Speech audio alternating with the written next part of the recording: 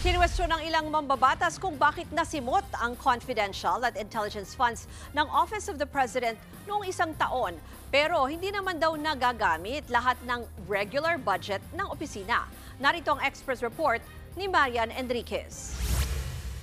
Sumalang sa plenary debates ang panukalang 27 billion pesos na budget ng Office of the President para sa 2026. Pinuna ni ACT Teachers Party List Representative Antonio Tino ang paggasta sa confidential at intelligence funds ng OP. Lumalabas na 1.1 billion pesos pala ang disbursement kada quarter sa CIF at ang utilization rate 100%. Ni isang kusing ay walang natitira po sa cash disbursements, every single peso is spent.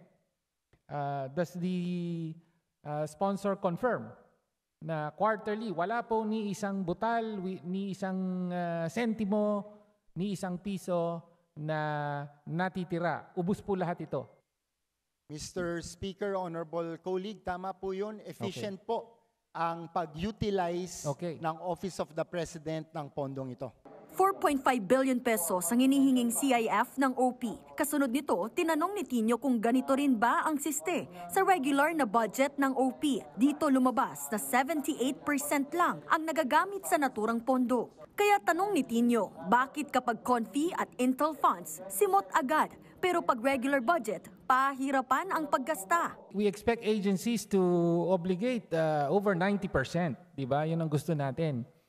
So, 78, so. Medyo mababa nga. Bakit pagka CIF, ubos, ni isang sentimo walang natitira. Pero pagka yung regular budget, subject to the normal reporting and accounting procedures of COA, medyo mabagal tayo, 78%.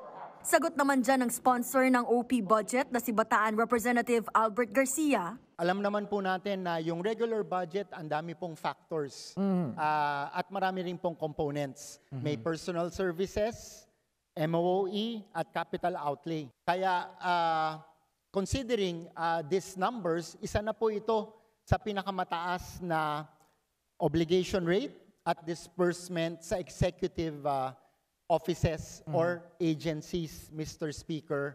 Sunod na tanong ni Tino, saan ba ginagamit ang Confi at Intel funds ng Pangulo? Sabi ni Representative Garcia, ilan sa mga pinaglalaanan nito ang pagkakonduct ng Presidential Situation Room, Cybersecurity Anti-Terrorism Council, Project Management Center, National Maritime Center at Presidential Organized Crime Commission. Nagbabalita mula sa Frontline, Marian Enriquez, News 5. Mga kapatid, Ruth Cabalco, para sa mabilis na pasada ng mga balitang dapat niyong malaman, mag-follow at mag-subscribe sa social media pages ng News 5.